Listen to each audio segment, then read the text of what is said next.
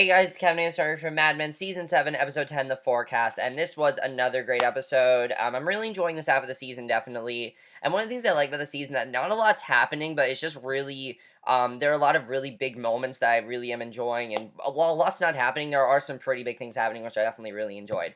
So let's get in this episode because I really enjoyed it, and I was definitely looking forward to it because of the cliffhanger from last week, which, of course, that cliffhanger was really big last week, because, of course, as we know, Don came home to his apartment and all his furniture was gone. And we actually start there and we see Melanie, and she tells him that there's no time for a shower and says someone is coming to see the place and she's not ready to, well, she's not happy to see the patio furniture in the living room. And he says he had the carpet cleaned and she asked him to rent some furniture to help it sell. And he says he sold a lot of things uglier than this and she asked him to leave before the prospects get there. So clearly she wants the property, so maybe, it's better that it was that all of his furniture is gone. However, she needs furniture, so I wasn't thinking that was going to work. So basically, Joan then gets a call from her mother, and a lot of this episode focused on Joan, which I really enjoyed. Joan gets a call from her mother and talks to her son. She gets cut off and calls room service instead, and Dawn goes to see Roger and says McCann wants some of them to go to a retreat in the Bahamas, and he says he has to make a written statement on the future of the company. And he says he needs something from Dawn on where they're going to be next year, a Gettysburg Address, and Dawn's kind of annoyed that he saddled him with this when he's going to the Bahamas, because, Dawn wants to go to the Bahamas, obviously, so Don kind of feels like, oh, you get to go to the Bahamas, but I have to do all this shit for you. Like, that's not fair. I mean, here's the thing, though. Roger is his boss, so if Roger wants to take the day off, I mean, Roger can do that. He's kind of the boss. He really gets to say what happens, so, I mean, Don really can't tell him what to do. So he hands Don some specs and sends him out, and Joan then meets Dee and Lou and leaves and says he'll be back at lunch, and Don then shaves and his secretary takes note on his speech, and Peggy comes in and says Don needs to sign off on the Peter Pan cookie thing, and Don comes in and the guys give the spiel about Tinkerbell cookies made from Peter Pan, peanut butter, and Don says it's hooked, and then asks why they don't, like, one tink and you're hooked, and Don walks out, and I thought that was a good campaign overall, and basically Peggy smirks at Pete, and basically Joan asks Dee why Lou is late, and she tells her that he's been working on a comic, and Mr. McCloud shows up to interview with Joan, and she says Lou is later than usual, is it late, and then Lou shows up, but that's not McCloud. It was a guy looking for his optometrist, and says he lied to meet her, and Richard asks her to dinner and leaves his card, and Joan goes into the interview, and Richard leaves, and Sally then signs American Express travel checks while her mother observes, and Betty tells her about when she took the same school trip and says she got in trouble with staying up late and breaking light bulbs, and it really shows all the crazy shit that Sally's been through. I mean, we know that Sally has done some really crazy shit in her life, and basically Betty also tells Sally to stay away from boys, and Sally says the conversation is late, and so is she, and I really like what they did with Sally's character, because, I mean, she is, as we know, she is leaving, she's basically gonna go off on her own, and I was interested in how they were going to do that here. Betty's saying that's not funny, and you can still see that the relationship is still not very good, and it probably will never be as good, that good. So Melanie tells Don that the empty apartment is a problem, and he asks who the best prospect is, and she says a stockbreaker. He says she should tell them that a person who lived there invented the Frisbee and had to move to Paris, and Melanie says the apartment looks like a sad person lived here, and he says it's her failure. She says that the place reeks of his failure, and he says a lot of great things happened there, and she says you wouldn't know it, and leaves, and Don looks around and at his sad little place, and basically Joan then tries to get Richard out of her bed, and she says she has an early flight, and he tells her to cancel her flight so he can take her to Malibu and then the Blitmore. And they ask about their former marriage, and he says he stayed in it for the kids. Then when his youngest moved out, he was done and free as a bird, and Joan says she needs to work. So Richard asks if she has months to feed, but she says she finally got the job she always wants. She says she'll send him flowers, then kisses him and climbs on top of him for another round. It seems like this season they're focusing on just people's love lives. Like, it seems like that's kind of a pattern they've been doing. The first episode of this second half of the season, they focused on Peggy. Then last week they focused on Stan, and this week they focused on Joan. And I'm wondering if they're just going to keep showing us this because, I mean, I feel like they just want to, like, give us where everyone else is going to be at the end of the show. Because, to be honest with you guys, I don't really know how the show's going to end. I mean, certain shows, like, I can kind of predict how they're ends. This is a show where I don't really know it's going to end, so I kind of like that they're just, like, setting things up, definitely. I think it's really cool they're doing that, and I'm interested in seeing what else is going to happen. So Richard then calls Joan at work and he says her story checks out and she says that it's nice to hear from him. He says he's in New York and asks where they're eating. She tells him a time and restaurant and says she'll meet him there. And Pete then chases down Dawn and says they have a peanut butter cookie problem. And Peggy comes up as Pete says Clyde hated. And the two guys turn on each other and one even said, one even dropped the F-bomb. And Pete threatens to fire Peggy and Dawn is just like, nobody's getting fired. What the hell are you talking about? And he says to send the idiots back in. And I thought it was kind of funny with Pete and Peggy. They were just arguing the whole episode, and he says a client has heard the F-bomb before, and Pete tells Peggy to get him some New York ASAP, and she agrees. So, a guy drives by to see Sally, and she warns him that Betty is home, and she says she's leaving on the teen tour. The doorbell rings, and it's Paula, and Betty asks to be introduced, and he says he's Glenn Bishop. Now, I believe that Glenn was that guy that Sally was, getting flirty with in the mid-season finale. I think that was the same guy. I'm not sure. Let me check my YouTube to see if that is the same guy, because I'm pretty sure it is. I'm just not really sure right now. I think that was the same guy, because this is supposed to take place a few years later, so I'm pretty sure that was the same guy from the mid-season finale that Sally seemed interested in. We see him again in this episode, which I like seeing, because I like catching up with him. Plus, we haven't seen Sally for this second half of the season yet, so it was cool to see her again.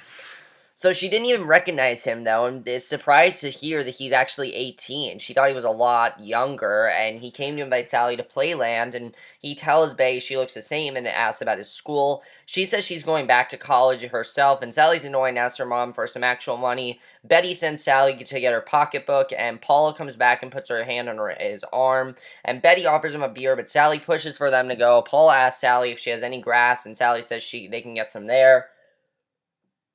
And Glenn then tells Sally the truth, why he's actually there. He's there because he joined the army, and Sally asks if he's fucking stupid, and she says he hates the war and reminds him about Kent State, about how he tried to protest the war. So why would he want to join the war if he tried to, protest it? I understand what she's saying there. And Sally tells Glenn that he's going to die, but Sally tells him it's a brave thing to do, and Sally says she's not going, and says the kids at Playland are the same ones he'll be murdering in Vietnam, and I mean, that's a valid thing to say. And Sally says she's sorry, and says he's grown to a fine young man. She takes his hand, says they'll see him when he gets back, and he and Paula leave. And it's kind of a sad scene, because you really hope Sally would find someone, but she can't, and kind of sad. So Don tries to dictate his speech. His secretary interrupts and says Mathis needs to see him. He comes in with a bottle of booze and thanks Don for fighting for him. And Don asks what he wants, and he says he wants him to come to the meeting, and Don says no, and Mathis asks how he can fix it. Don tells him that he interrupted the client at a Lucky Strike meeting. He says to bring a bar of soap and tells him it's in case he needs to wash his mouth out or something like that, and Mathis leaves. And Richard then meets Joan for dinner and talks about his work, and he talks about how he was overrun by hippies who wanted low-incoming housing instead of a golf course he was building, and he offers her a nightcap, and she agrees, and Richard asks where he told him she was, then asks if she's married, and she says she has a son named Kevin who's 4, and she asks if that matters, and he says no. He asks for the check, and Sally then calls. So I was wondering if, maybe Richard was going to, propose to her or something. I was very interested in seeing what was going to happen there.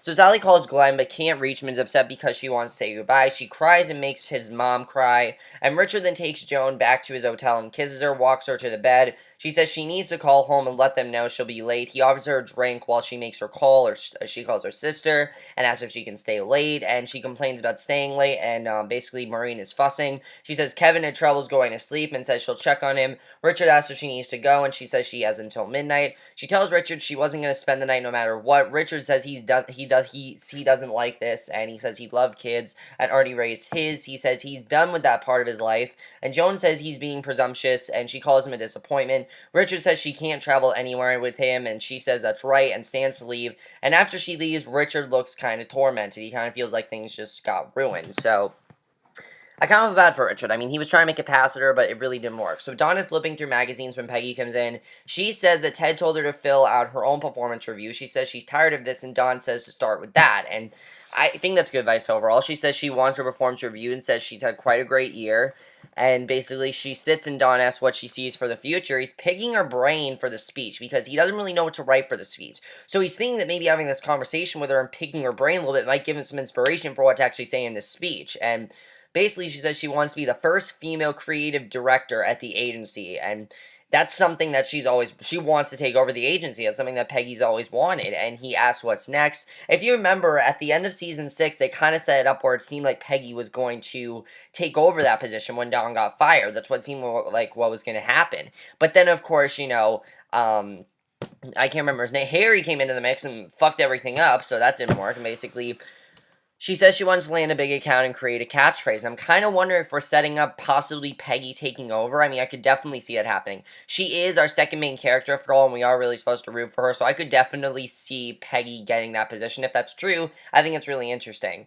So, basically, she says she wants to create something of lasting value, and he laughs and says, in advertising, she says he's in a mood, and she says to write down all of his dreams so she can shit on them, and she walks out, and Joan then sits with Kevin when Maureen comes in late. She tells the sitter she's ruining her life, and her son says he loves her. Joan stops and tells him bye, and that she loves him, and Mathis ties out Don's line at the meeting about how he can't believe the client had the balls to walk in there after he embarrassed himself last time, and Peggy's jaw drops, and the client is in shock, and Mathis walks in and tells Don's secretary to get out, and says he got kicked off the account, and Don asks if he tried the soap thing, and Mathis says guys like him don't have to apologize, and Don tells him he has a foul mouth and has no character, but Mathis says Don has none and is just handsome.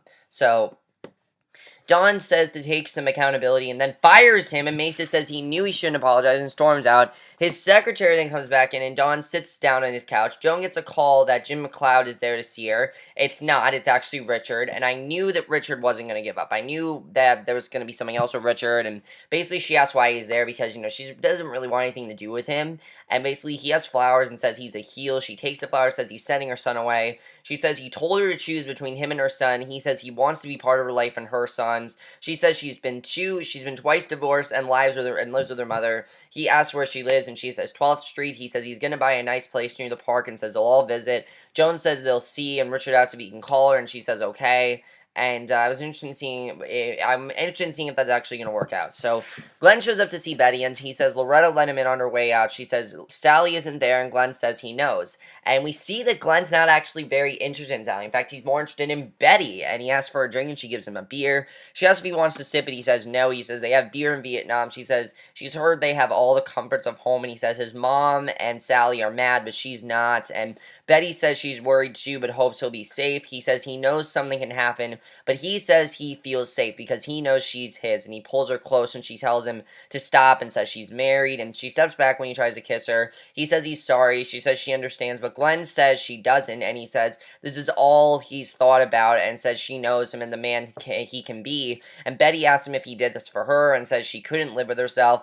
Glenn says it's much worse and says he flunked out of college. He says his stepdad was going to kick him out, but then was proud when he enlisted, and Glenn rubs his face, and she comforts him, puts his hand on her face. He gets his coat, and she tells him she's positive he'll make it. She gives him a smile, and he leaves. And when he goes, she looks really sad, and I mean, you can see that she really does care for him, definitely. I mean, I don't really think she wants a relationship with him, but she definitely does feel bad for him. And I was kind of sad to see that he was interested in Betty more than Sally because, Sally really liked him, and you thought they had that connection, but no, he really liked Betty all along. He wanted to be with Betty, and that's really, I think, why he got close to Sally. So he could be with Betty. That's really what it was all about. So I think that's really interesting. And the last scene of this episode, I really loved this last scene because basically Dawn's out with Sally and her friends for dinner, and her friends are all thinking he's so funny, and even Sally doesn't really, and one of her friends is even flirting with him and trying to make a pass at him, and as if he lives in a penthouse, and Sally says he grew up poor. She takes one of his cigarettes and says the commercials are her favorite part, and I'm just like, what are you doing? Like, seriously, he's like 30-something, you're 17, like, what are you doing here? I will admit that girl was hot, but that's beside the point, and Sally's glum and annoyed, and Dawn sees them to the bus, and he asks if she's nervous about going away. She tells him her friend is 17, and says he can't control himself, and neither can her mom, which is true. I mean, we just saw Betty flirt, talking to Glenn, who's 18, and now Dawn is letting this girl flirt with him, and he's not telling her, oh, look, I'm older than you. Like, he didn't even try to do that, and I do get what Sally's saying. Like, he should have at least tried to tell her, I'm older than you can't do this with me, I'm too old for you. And she says if anyone pays attention to either of them, she just oozes. And Dawn says her friend is a fast girl, and Sally says her dream is to get away from her parents and be different from them, and I can understand that Sally wants to do that. I mean, they haven't had the best lives, definitely. I mean, Dawn, of course, gave up his entire life, and his name's not even Dawn, of course, his name is actually Dick, and he gave up his entire life, and she doesn't want to do that. And then Betty just doesn't really have much of a life. She wants to do something with her life, and she says she's like that, and Dawn's saying that you're like us whether you like it or not, and she says she's beautiful, and it's up to her to be more than that. And Bobby and Jean run through the house with toy gun machines, and she takes Betty, and Betty takes them and throws them away, and Dawn comes in and finds Melanie, and she probably took away the machine guns because Vietnam War. She doesn't want to think of Glenn going to to the war and everything, and she just she doesn't want to see him going to the war and everything and applying for the army. She just doesn't really want to see it happen. So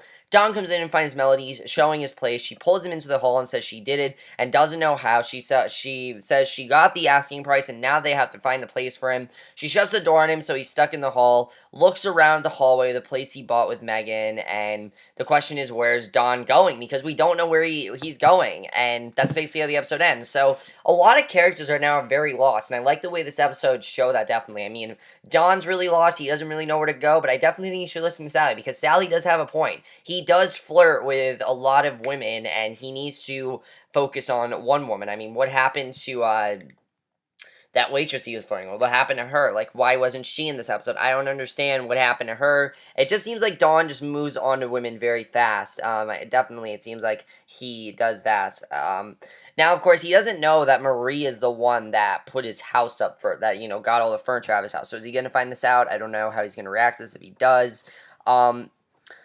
I'm interested in seeing what's going to happen there, but why wasn't Diane in this episode? I mean, Diana and Dawn seem to have that connection, but she wasn't even in this episode. Betty and Glenn, she's getting way too attached to Glenn already. I mean, she needs to understand that Glenn is 18, and I understand Glenn likes her, but the thing that I don't like about Dawn and Betty is that they're not just telling him, hey, we're too old for you. Like, they're just like, fine, we're going to flirt with you, but then you're, like, letting them get attached. It's, like, the wrong thing to do. It's like, no, don't do that. Like, tell them that you're too old for me. Like, they should say that, but they're not saying that for whatever reason. And I think they just like the attention, and I don't think they really think anything of it, but Sally does have a point. They can't get to it. The people that are talking to them are getting attached, and they need to understand that, and definitely Sally has a point there, so I like that she said that. Joan, I really like Joan's storyline with, I like Joan's storyline now I can't remember his name, I like Joan and Richard together. I think that they might have a future together, but the question is, did Joan really want to be with Richard? I'm not really sure. I really mentioned in Peggy's storyline. Peggy really wants to make an impact. She really wants to take over. I definitely feel like Peggy is going to try to take Roger's place. I don't know how, but I feel like she's going to try to take Bertram's place and is going to try to work there. And I think she can do it, honestly. Peggy is a strong, independent woman. We have seen her do this before, and I really think that if Peggy worked hard, she could do that. She could take down all the clients and, she could take down all of the clients in, Sterling Cooper, and she could do, she could probably take over if she wanted to. I really think Peggy could do this. I'm interested in seeing if she's actually going to do this. As I said, guys, I don't really know how the show is necessarily going to end, and I like not knowing because it's just making me more intrigued for the end of the show. But overall, guys, what did you think of this episode? Not too much to say about this episode. Overall, I thought this was a really great episode. Definitely really enjoyed this episode. But that's my review. Hope you guys enjoyed it. I'll see you guys in my next video, which will be my review for tonight's episode of the original. So I will see you guys for that. Okay, bye.